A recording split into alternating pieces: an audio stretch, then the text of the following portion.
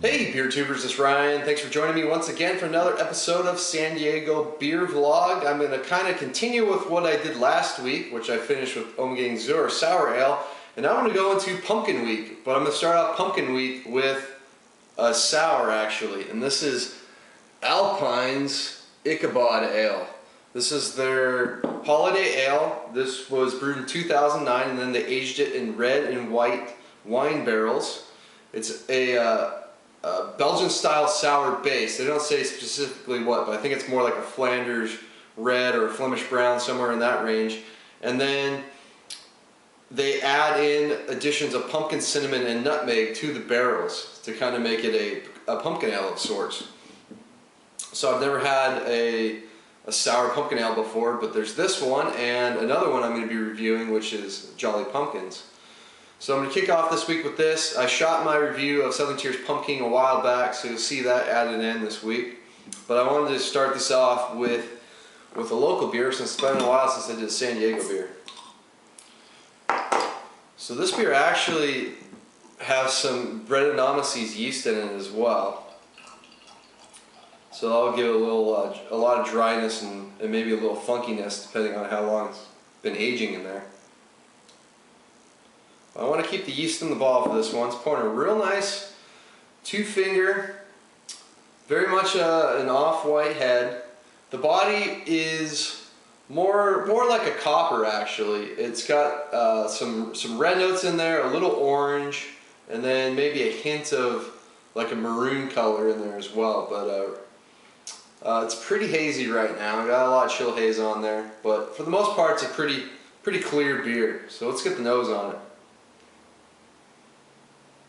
So right away, you get that sour character. You get that really like vinous, kind of like a sour cherry smell. But then beneath that, you get the spices, the nutmeg, the cinnamon, and then you actually get like a pumpkin character in there. It actually, to me though, kind of goes more like a yam or a sweet potato kind of nose to it. But it's got that kind of that orangish vegetable kind of character to it. Like a potato, like that real starchiness is what the word I'm looking for. Kind of aroma underneath the blanket of sourness. Maybe a little bit of a yeast character, just maybe a tiny bit of funkiness, not a whole lot on this beer.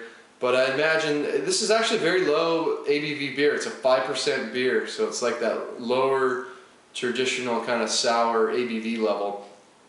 But maybe with the yeast strain, this is a bottle conditioned beer. Maybe it could be aged longer than you typically would see at 5%. But this is my last bottle, so I'll have to maybe try that again next year when I get a bottle, maybe aging it.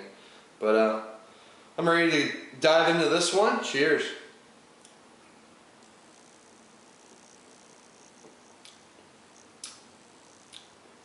Oh wow, this is really tart.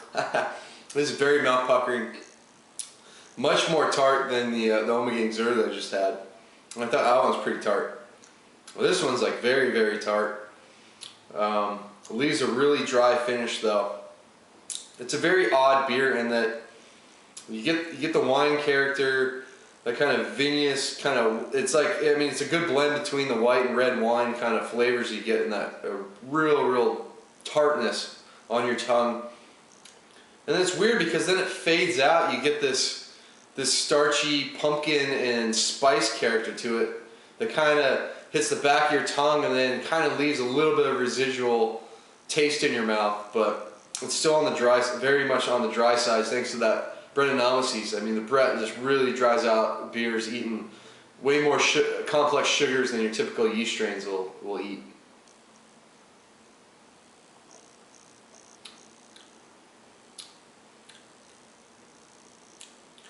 That's weird. It drinks almost like a blush wine because you have that red-white character. Much more tartness. And yeah, the pumpkin and spices are very much subdued in the back. So it's, I mean, it's kind of barely a pumpkin beer. It's got the character of a pumpkin beer, but it's very faint. This is very much a Belgian kind of Flanders red beer, just with a bit of that pumpkin character. So it is interesting. Never had anything like this. We'll see how the Jolly Pumpkin compares to this one.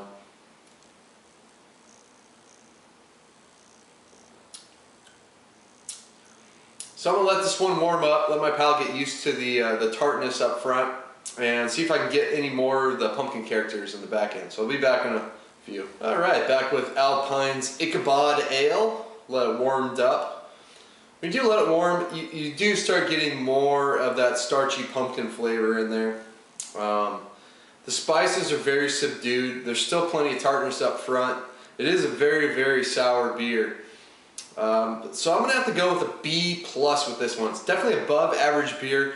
I think it's definitely one of the most unique sour ales that I've had, so I gotta give them a lot of credit for that. Kind of helps the score out. It's definitely an excellent beer. The reason why it doesn't get into like the excellent range is because I would like more of a pumpkin character in the background of this. It's a really nice sour base they have going for this beer.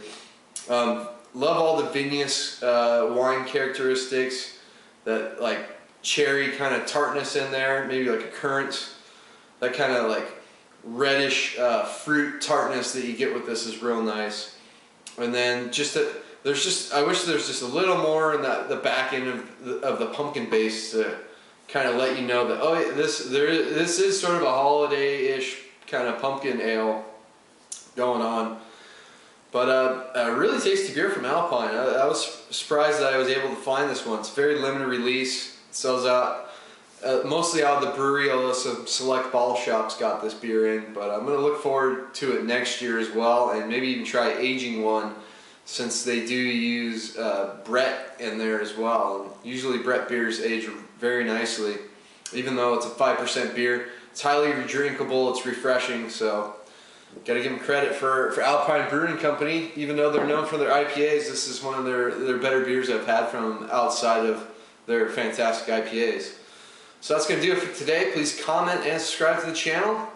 Thanks for joining me. Cheers.